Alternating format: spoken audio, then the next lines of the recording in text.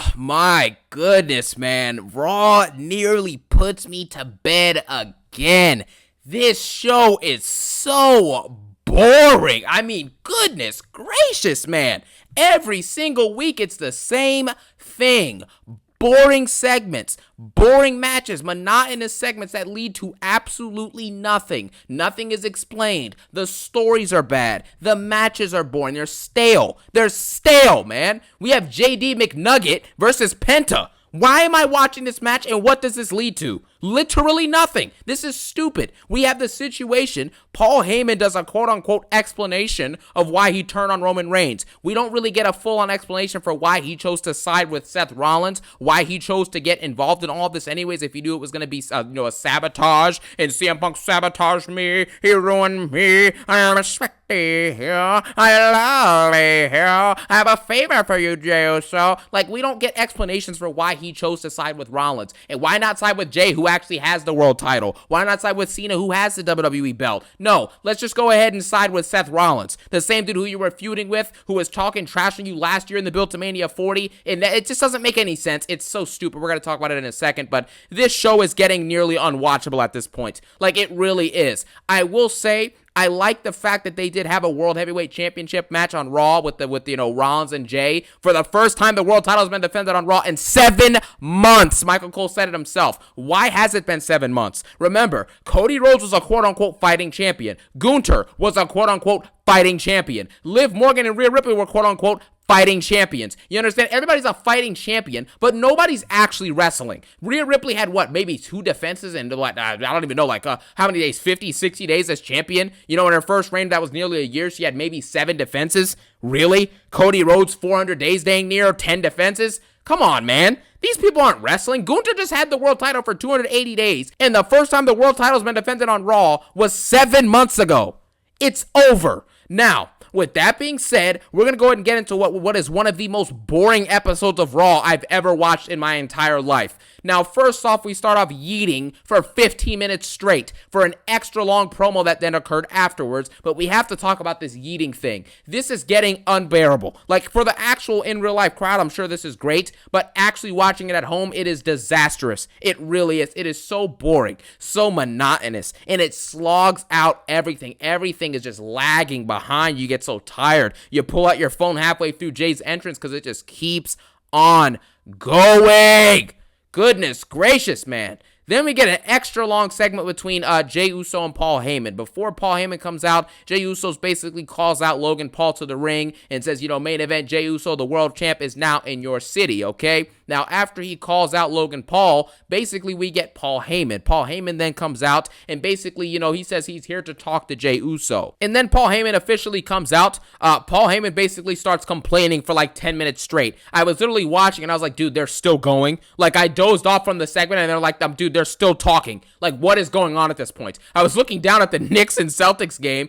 Crazy comeback by the Knicks. But yeah, anyways, Celtics absolutely choked. But anyways, that's not the point. The fact is, I was looking at the Knicks and Celtics game on my phone in the meantime because Paul Heyman just kept rambling and rambling and rambling. He brought intensity, I'll give him that. And he basically said CM Punk sabotaged me and made me turn against my tribal chief. But the fact is, he never had to turn against Roman Reigns. You could have still been friends with both of them after Mania. Just go to the actual match, walk with Roman down the ramp, or walk with Punk down the ramp, then turn on Punk and have Roman Reigns win the match, and then boom, you did your favor. You walked with Punk to the Mania main event, and then you still were with the tribal chief Roman Reigns, and then you could have easily walked out and been good. But no, we have to act like Paul Heyman had no other option. He was forced against his will. I chose to side with Seth Rollins, and he doesn't even explain why he sided with Seth Rollins. He says he turned a stray big dog into the tribal chief. He basically saved Roman Reigns, right? He helped Roman Reigns. He made him into what he is. He basically takes credit for all of Roman's success, and that's that. And then obviously, like I mentioned earlier, Rollins has badmouthed Paul Heyman. He's made fun of Paul Heyman. He's feuded with him last year on the Build to Mania 40. He's been at odds with the person Heyman was supporting with Roman Reigns for years at this point, but somehow he decides to side with Seth Rollins, and we're given zero explanation for it.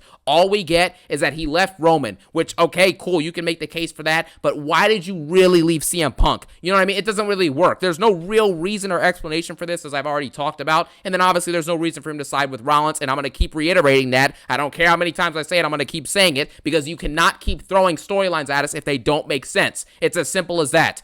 Then Paul Heyman basically says, Jey Uso, I want you to fight Seth Rollins for the World Heavyweight Championship because Seth Rollins needs that belt. You just use it to yeet, you know what I'm saying, and basically get over in a sense all that stuff, but Seth Rollins needs that belt. And I'm reminded of the fact that Roman and Paul Heyman last year were both referring to that championship as the B title, the loser bracket championship. He literally said it word for word on SmackDown probably multiple times it was last year on the way to Mania 40. And now Seth needs it because it gives him the power of controlling the future of the industry with a B-level championship. It's just, none of this stuff makes any sense. I can't just look past it. Oh, yeah, man, I have to have fun. Just shut your brain off, man. Triple H is cooking. Blah, blah, blah. No, he's not. This is boring. It makes no sense. Nothing is explained. Therefore, there's no attachment to it. It's stupid. Why in the world would Paul Heyman last week on Raw talk about how he has a favor for Sami Zayn? He can give Sami Zayn an opportunity, to go to SmackDown and fight for John Cena's WWE Championship after Backlash. But you can't give Seth Rollins an opportunity to fight for the WWE title? You have to go negotiate it for him, but you can just give it to Sami Zayn? It's all BS. Where's the WWE title championship opportunity given to Roman Reigns or to Punk or to Rollins or anybody? Why is it only for Sami Zayn? It is an absolute and utter embarrassment, man. But anyways, Paul Heyman basically proposes this to Jey Uso to fight Rollins for the world title, and Jey Uso basically says, he's going to fight Seth Rollins tonight for the World Heavyweight Championship. It's good to see a fighting champion, and it is actually good to see the fact that they have something like this on a Raw, because it gives you something to watch later on in the show, and the match ended up being pretty decent, so I'll give it that. Now, the first half was trash, the second half was solid, but we'll get about that later, okay? We'll talk about it later. After this segment is over, we basically get a backstage segment with Braun Breaker and Paul Heyman, and they basically kind of tease Braun Breaker looking a little bit jealous at the fact that Rollins is the one to win the world title and they're working for him, but we don't even know why Braun Breaker even chose to side with Paul Heyman and Rollins. That's not even explained either, but let's just go along with it, because no matter if it makes sense or not, we have to somehow call it awesome and say it's amazing even though it makes no sense and it sucks. Anyways, this was a backstage segment, and that's pretty much that. Braun Breaker already beat Jey Uso, by the way, which, again, I don't understand why in the world Braun Breaker would side with Rollins and Heyman when he knows that individually he can just go beat Jey Uso. He did it last year, I think 2 times. But you know what? Hey, let's just act like I said, let's just shut our brains off and act like nothing makes sense, and it's still awesome anyway. So there you have it. Then we have a meaningless match with Penta versus JD McNuggets. Nobody cares about this, man. This is stupid. JD McNuggets, JD McDonagh, JD McDonald's, JD Mickey D's, whatever you want to call it, it's the same stuff. This match is for nothing. The bottom line is that after this match is over, Finn Balor kind of gets involved, they kick him out, and then Penta hits the Mexican driver on JD McDonagh, and then after that happens, he wins the match, and then this sets up, we're going to have Dominic Mysterio versus Penta for Backlash this week. Another thrown on match onto the card, because they have no time to build these PLEs, because there's only 2 or 3 weeks in between each PLE, and nothing makes sense, so they have to throw stuff together last second. So that's what you get. Nobody cares about this. We can officially move on. Then we get Austin Theory and Grayson Waller going out to the ring, and they're basically going to have obviously a jobber match. Austin Theory and Grayson Waller, one of them, preferably Waller, or both of them, need to be released. This story narrative and this arc that they're doing with Will Theory turn heel, Waller's looking, trying to stab him in the back. This whole thing is stupid. We need to move on from this. It is an embarrassment. Why would you bring out Austin Theory, who has a lot of talent in the ring, actually, and if you develop his mic skills a bit, he can be pretty good on the mic, too. He's got the charisma, he's obviously, in great shape. He has the look in the build and also the ability to be at least a good mid-carder guy, at least. The fact that he is straddled here, basically to lose to any returning star. Tonight, it's Sheamus, which great to see Sheamus back. Banger after banger after banger. It's almost like when Drew McIntyre was like burger after burger after burger after I can't stop thinking about Punk. But the truth is that Austin Theory has been absolutely wasted, okay? He's only there to job out to celebrities, like at SummerSlam he got beat up by Jelly Roll, or if they bring literally any celebrity, he's going to get beat up by him, or he just loses to any returning wrestler. That's pretty much it. That's all it is, man. He lost in 5 seconds earlier this year to Jey Uso on Raw. It's done. It really is. And so just to see this happening is not even entertaining, because he's not even selling moves the same way he normally does. Clearly you can tell he doesn't really look like he's that even interested in what's happening anymore. It's so monotonous, and I do feel bad for the guy, man. And then Grayson Waller has done nothing in his main roster career so far, but I mean, again, like I've been saying this whole video, we just have to shut our brains off and act like everything is okay and everything is amazing, because that's what Triple H wants you to do. You know, you either watch it as a fan or you F off. That's what he literally said himself. F off. Don't watch as a critic, watch as a fan. Well, I'm not going to do it. I'm going to watch as a critic and call it the garbage that's being fed to us every week. Now we get on to the next thing. By the way, Sheamus won the match, obviously. I don't think I need to say that. I mean, obviously, Austin Theory's there to job out. I mean, it is what it is. Then we get basically the one of my favorite parts of the night, probably the second. Yeah, this is actually by far the second best part of the night. Becky Lynch comes out there, and she basically cuts a pretty solid promo as per usual.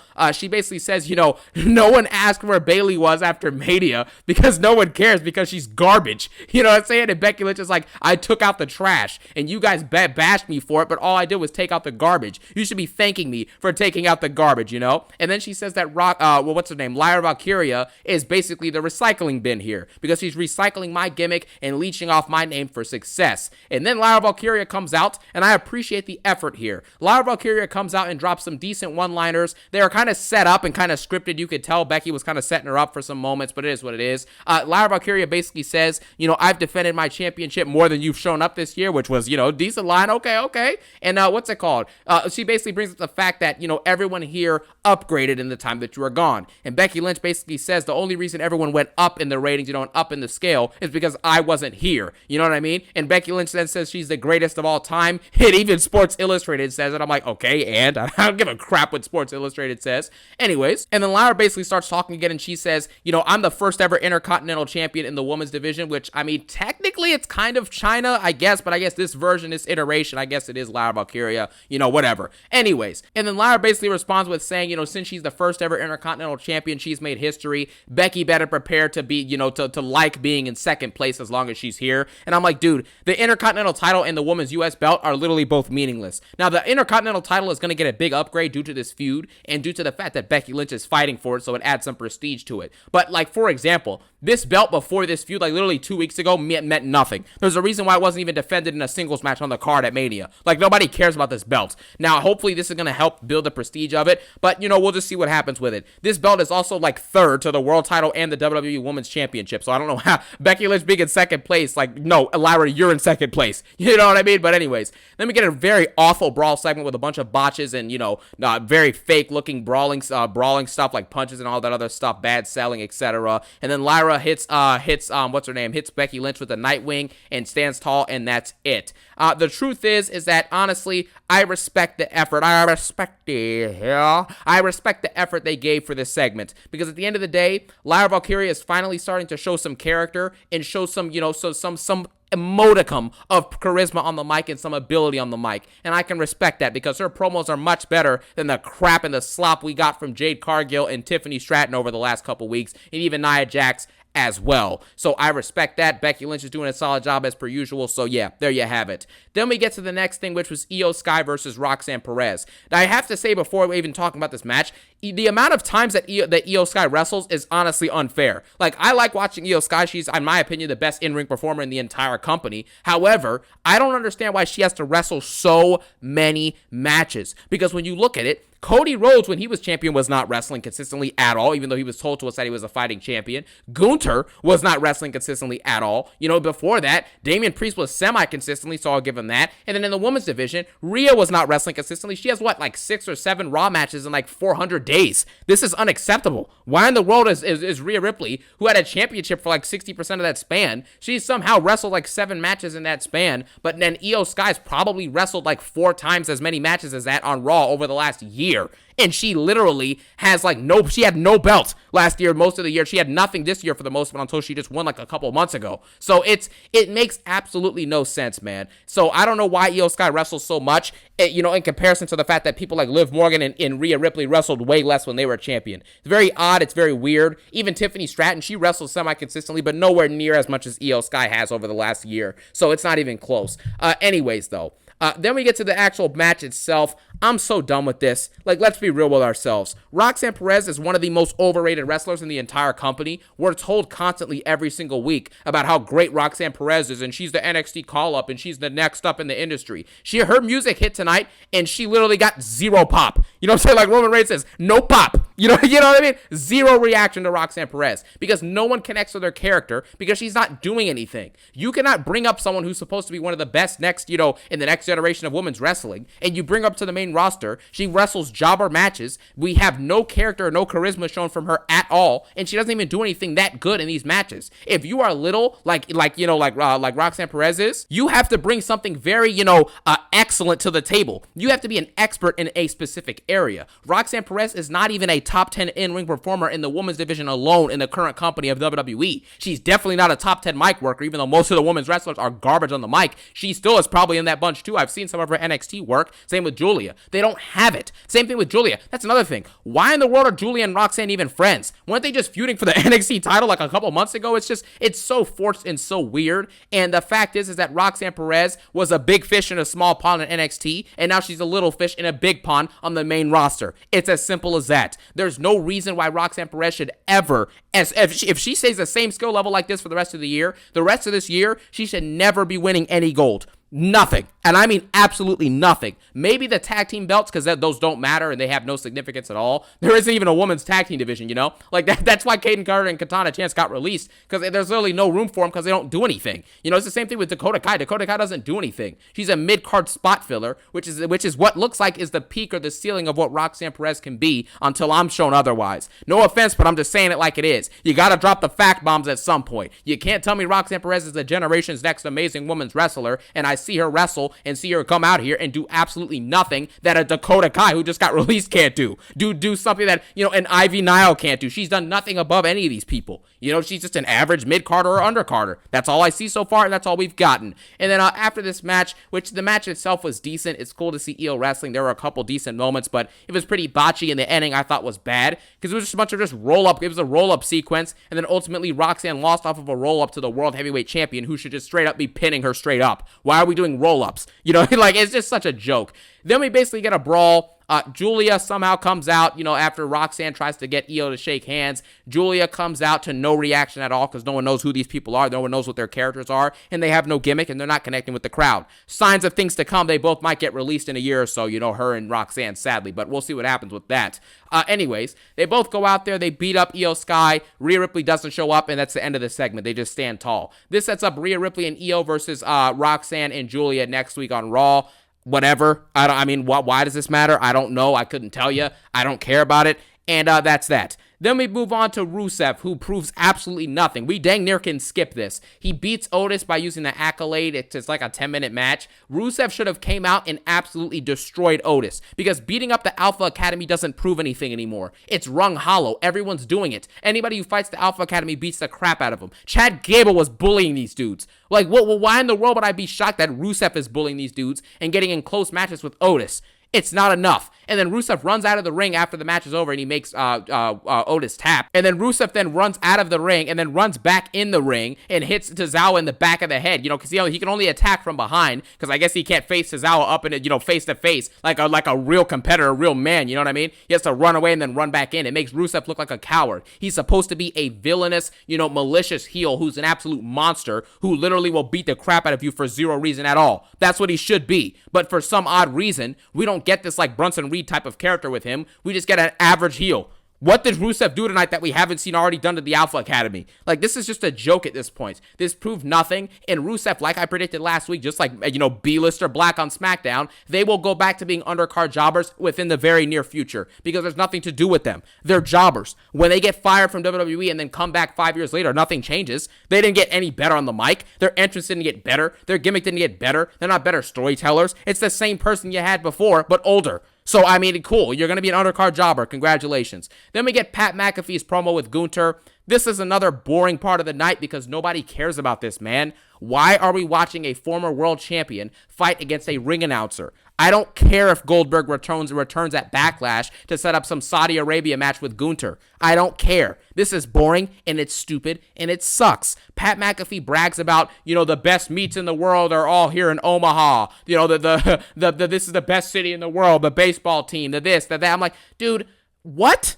Why are we even talking about this? Talk about the person you're actually fighting. He says Gunther has gone soft, which is absolutely facts. I mean, hence why he's fighting Pat McAfee in the first place. Then Pat McAfee says he loves life and he wants to live the dream that these fans have of being in a ring and coming from nothing and being something, the classic I did it speech. It's really ridiculous, man. Nobody cares about this. You can't even force yourself to care about this stuff. Gunther then gets on the mic and says, I'm going to destroy you. I'm going to maul you. I'm going to embarrass you. You know what I'm saying? And I'm going to make you tap out, make you quit. And I'm going to, basically beat the crap out of you. And that's it. That's it. That's all it is. And then he pushes Pat and walks away. And that's that. Nobody cares about this. Nobody cares, man. I don't want to see Goldberg versus Gunther. I don't want to see Gunther versus Pat McAfee. I don't want to see this. So why should I care about this? It's not entertaining. There's nothing gripping or investing about this stuff, so why does it matter? Then we get to the main event. We get to the main event where it's basically Seth Rollins versus Jey Uso for the world title. It's cool to see this, like I said, because it's the first time the men's world championship has been defended on Raw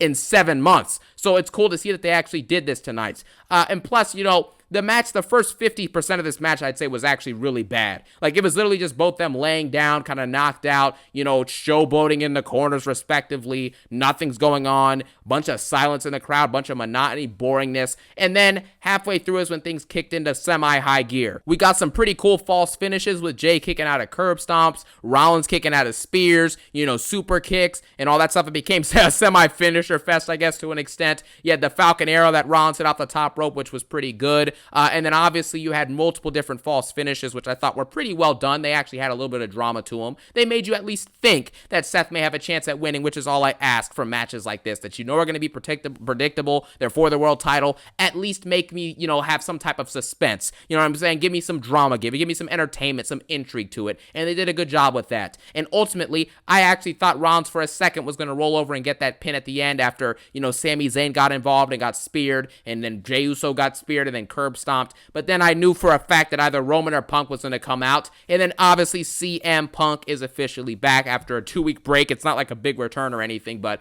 he's back. He hit Braun Breaker with a chair. He beats up Seth with a chair. They both scurry away, and then Punk stands tall with Sami and Jey Uso at the end of the show. So the match basically ended in a no contest, I assume, or a DQ. Seth Rollins technically won, I guess, because of the DQ, but Jey Uso obviously retains the belt at the end of the day. So now this sets up probably Punk and Rollins, and Braun are going to feud some more. Punk will probably work with Sami. Sami will probably get destroyed due to injury or something like that, and they'll write him off, and then that's when Roman will come back in a few weeks, and then it'll be Roman and Punk versus Braun and Sami maybe in like a month, or versus Braun and Seth Rollins, in the next month or two. But other than that, that was basically your episode of Raw. I thought it was incredibly boring. I think the main event was semi-entertaining. I thought the Becky Lynch and Lyra promo was pretty decent. But other than that, everything else was either bad, boring, made no sense, or was absolutely monotonous trash. So, I don't even know what to say about it, quite frankly. It was a pretty nonsensical episode of Raw. Nothing happened. And it's pretty much a stale, dry, garbage piece of content from WWE. But hey, what else is new? You know what I'm saying? What else is new? With that being said, I'd give this episode like a 4 out of 10. It's not the worst episode I've ever seen, but it is one of the most boring episodes of all time, like by far. But, hey, it is what it is. But 4 out of 10 for this episode. Thank you guys for watching this video. And as per usual, have a phenomenal day. Peace out and one love.